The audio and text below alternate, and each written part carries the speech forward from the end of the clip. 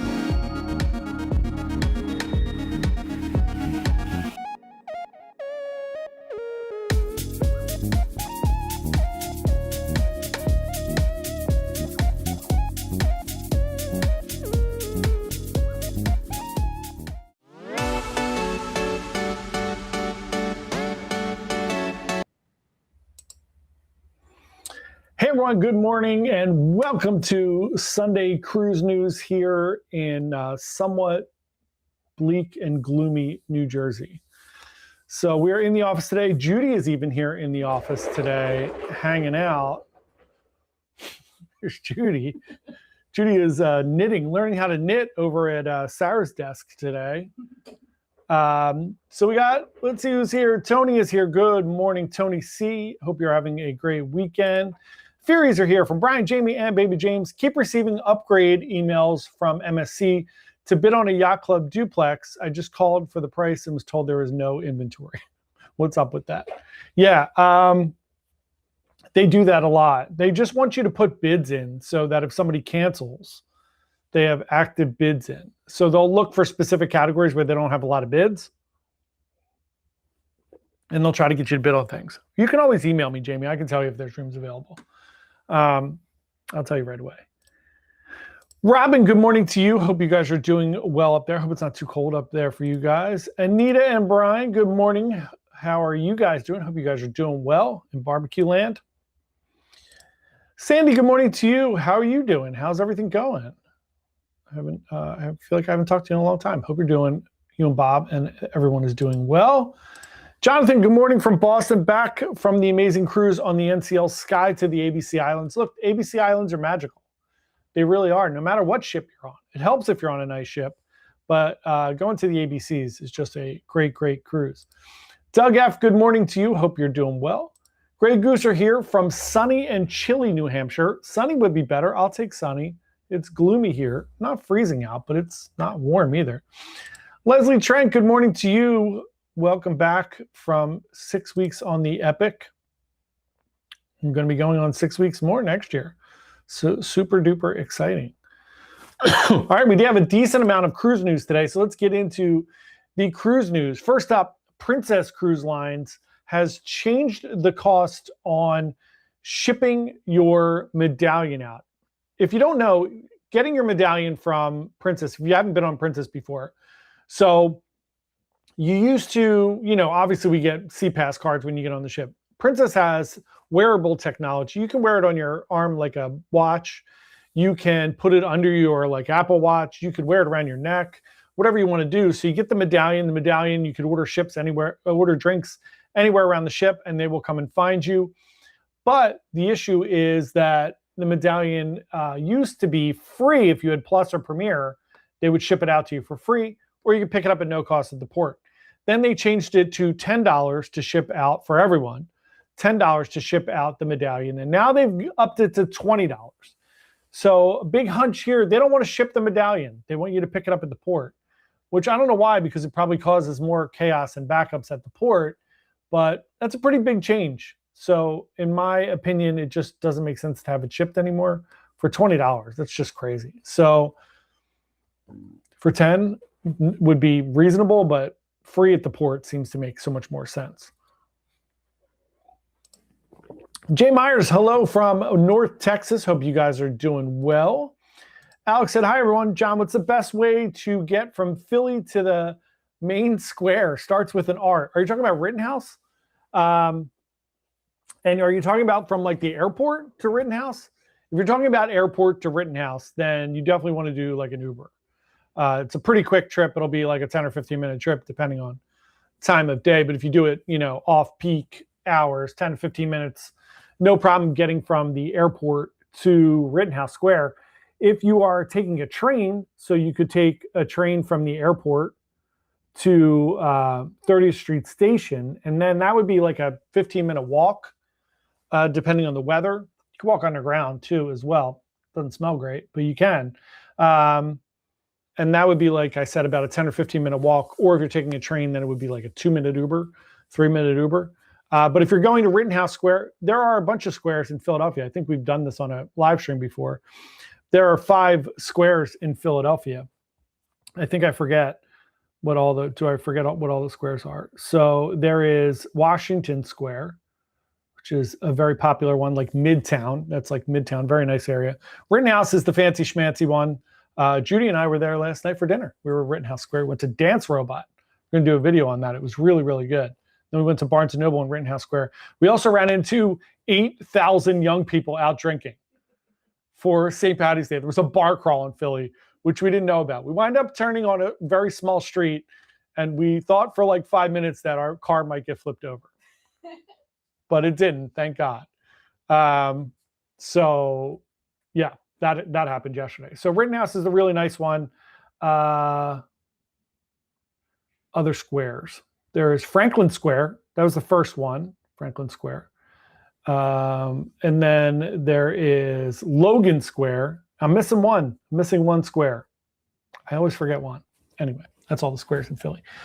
Alex said, yep, from the airport to Rittenhouse. Yeah, just a quick Uber ride. It's a 15-minute Uber ride. I wouldn't do it any other way. It probably doesn't make sense to do it any other way. So that's the best way to do it. Hope is here. Good morning. Preparing for Monday tornadoes in central Pennsylvania. That doesn't sound fun at all.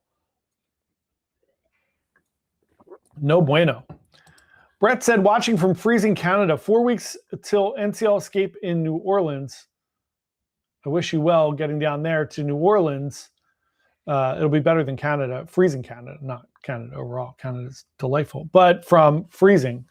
And for escape out of New Orleans, I don't love that port for embarkation and disembarkation. It's fine. It's not like it's not as bad as Vancouver. It's just a little wonky getting in and out because people are coming in and out the same doors, and it's a little bit of confusion when you get there. But going out of New Orleans is a ton of fun. However, it's a long ride down the river there. It's like a 2.5 hour, 3 hour ride down the river there, but it's fun, very fun. It's just brown water. It looks unsettling, but it's a nice ride there. Kevin and Carrie Ann, good morning to you guys. Hope you guys are doing well. Fred and Lisa are here. Fred and Lisa, your crew is getting closer and closer every day. It's very exciting. Next bit of cruise news. We had influencers faking a pier runner video. I don't know if anybody saw this. There was 27 million views on the video. It was 3 girls running after a Carnival ship, the Carnival Freedom. They were, in fact, not on the Carnival Freedom. They were on the MSC Seascape. They just wanted to do a fun viral video. And it worked because we all fall for them. So they were not on that. They were on MSC. So silly people. But they did get 27 million views. So there you have it. Influencers at it again. Next up, Royal Caribbean has announced, Matt Hochberg actually announced this. In the Royal Caribbean app, speaking of pier runners, they're trying to fix the pier runner issue where people get back late, miss the ship. Obviously, the cruise lines don't want you to miss the ship. It's terrible. It's funny for us watching when people miss the ship, but it's not funny for anyone else. So they've added a countdown in the app. So even if you're off the ship and offshore, you can open the app and there will be a countdown timer for the port days. So it'll tell you how long till the ship's leaving. No matter where you're at, no matter what time it is, it's going to figure out what the ship time is and let you know when that ship is leaving. I think that's a great idea. So should be super fun and interesting, and hopefully it'll stop people from missing the ship. However, you can't fix entitlement. So some people will see it and still not care, but it is going to be fixed. So that's a good thing. Anita and Brian said, any news on the NCL triple up coming soon? I have not gotten any news on a triple up. Let me look and see if there's anything in my Norwegian thing here.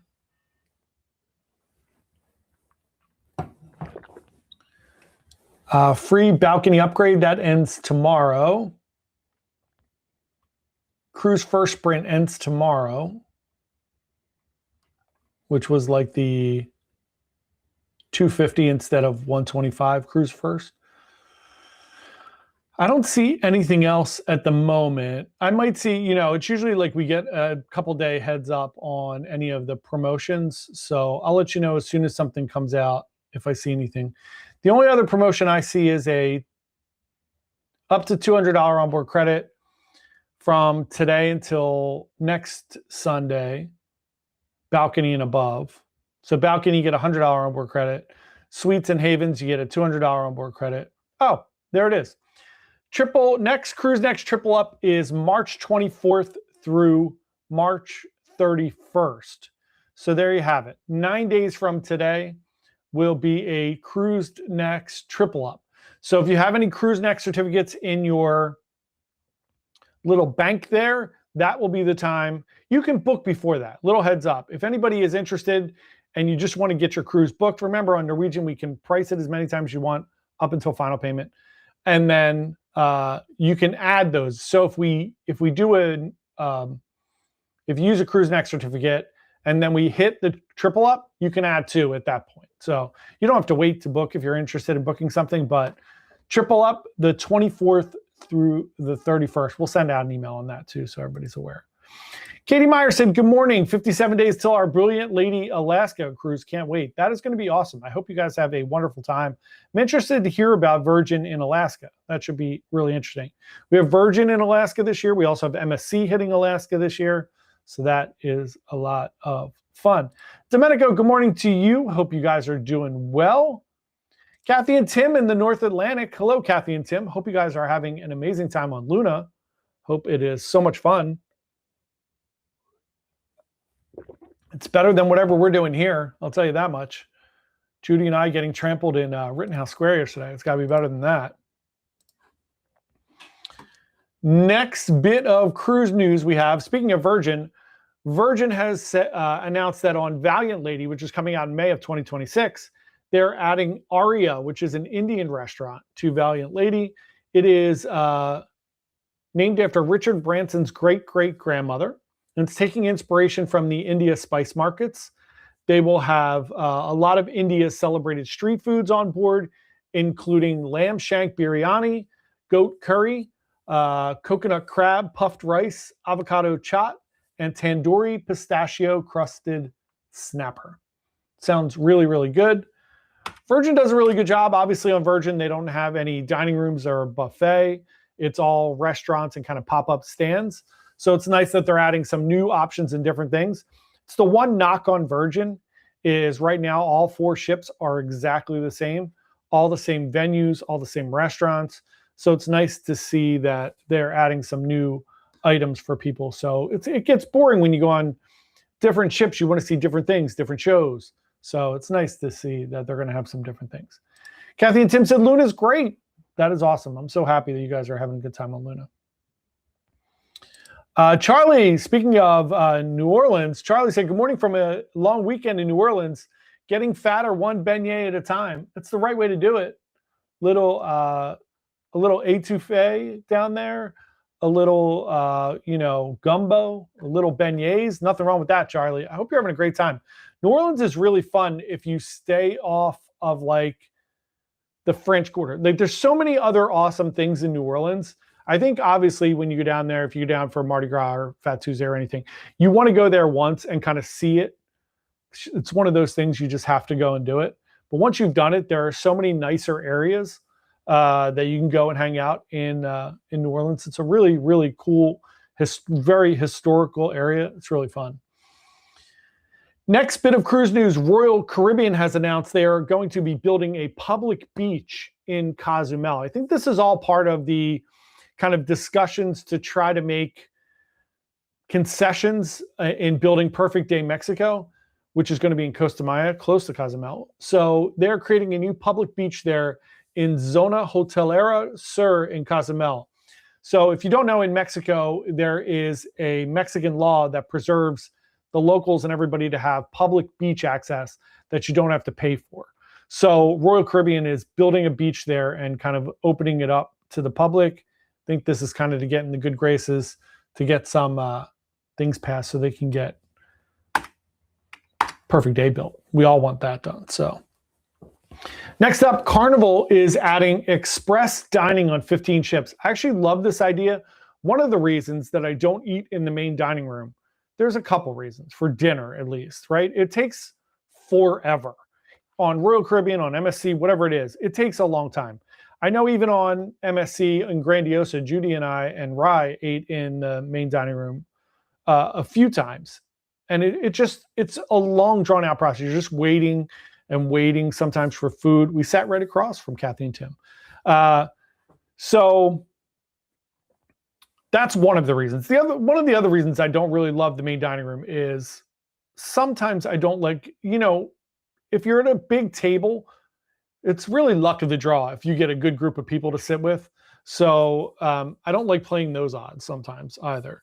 But Carnival is adding express dining, which means they're going to be doing 4 groups of 6 or fewer, guaranteeing you to get in and out of the main dining room in 1 hour. Obviously, it's going to call for a restricted menu, which I'm all for, right? So a smaller menu where you're going to have maybe like 10 appetizers, 10 mains, and a couple desserts. You're going to order those things. They are rolling it out now on Radiance, Panorama, Firenze, Jubilee, Celebration, Mardi Gras, Venezia, Horizon, Sunrise, Vista, Breeze, Conquest, Dream, Glory, and Freedom. That is a big chunk of the Carnival fleet. So if you are looking for a quicker dining celebration, you can get in and out in 1 hour with express dining. Kathy and Tim said, we've been looking at your celebrity cruises, trying to find one for St. Patrick's. It's a great idea. Speaking of that, I almost forgot to bring that up today, which I should not. So we have a celebrity sale, which basically starts now, right? We'll kick it off now. We already had a booking yesterday. So for our celebrity sale, we are doing, if you book up to a 7-day cruise for 2026 or 2027, if you book all-inclusive, which means you book a cruise with drinks and Wi-Fi, which is their all-inc package, we are going to pay your gratuities, which means it will then become pretty much an all-inclusive cruise. You'll have your cruise fare, port fees, taxes, gratuities, drinks, and Wi-Fi. So then the only other thing that you would pay for is specialty dining if you wanted something like that. Or you could just go and enjoy yourself and not pay anything else unless you buy swag or spend all your money in the casino like we do. So those are your options. If anybody wants to book a celebrity cruise, you have from now until the end of the live stream on Wednesday to lock that in. And there's no limit. We'll book as many people that want to book on that. And your gratuities run somewhere between $300 and $400 for a 7-day cruise. So it's a nice little perk. After that sale, our next sale is going to be MSC Madness for March Madness. So we'll be doing something later in the month for that. Next up, Disney Adventure, their brand new ship, which is a massive ship. If you've not seen the Disney Adventure yet, it's way bigger than any other Disney ship, like almost twice as big. And the reason is this ship was not built for Disney. It was built for another cruise line. Disney bought it. So there wasn't a ton that they could change on the ship. They did wind up changing a decent amount of the public spaces to really Disney it up. But one of the big criticisms that people are having is the cabin layouts. Specifically in the 4-person interior room, it looks like a kind of like a train cabin. If you go in during the day, there's no bed at all. It's basically 2 sofas on the sides of the wall, and you walk in and you just see 2 sofas and a wall in front of you. At night, they drop down the beds from the ceiling, pretty standard, and then they turn the 2 sofas into beds. The problem that everybody has with this is the lower beds, which are the ones on the ground, not the Pullman beds that come down, are just the cushions from the sofa that they're throwing sheets over, which first people think is pretty disgusting because you're just throwing them over cushions that people are sitting on all day. I would argue that people sit on the bed too. So, but everyone's complaining because they're small and not comfortable as well. So Disney has a little bit of criticism on their hands there. So we'll see what they actually do for that, which should be pretty interesting in the upcoming weeks. Disney does react pretty quickly to those type of things. Matt Ryan, good morning to you. Hope you are doing well. Hope you're having a great weekend. This fun Sunday, Selection Sunday for the tournament, by the way, which will be kicking off on our MSC sale. Couple more cruise news stories. As we just mentioned, Norwegian Luna has launched from Rome, headed to the U.S. with Kathy and Tim on board, along with Emma Cruises and a bunch of other influencers and celebrity cruise people are all on board NCL Luna. It's being captained by Kathy and Tim, coming back over here to the U.S. 2 more things. One, America's Got Talent is going to debut on Legend of the Seas. This is really weird. I know that MSC has Master Chef at Sea, which they're revamping. It's actually a lot of fun. Speaking of, Sean from Bite Size Cruises, on his recent cruise, won Master Chef at Sea. I've not seen any videos yet, so I can't say that that's actually true or not. But I did see a picture, and it did show Sean winning. So they have Master Chef at Sea, which is basically dessert. It's a lot of fun because they don't actually let you cook, which would be a ton of fun. But they're going to do America's Got Talent, which I immediately thought they were going to have people try out and do those type of things. They're not. So all they are doing is the crew, and not even like the crew, like the normal talent show that the crew does. It's just the performers around the ship. So it doesn't really make sense to me.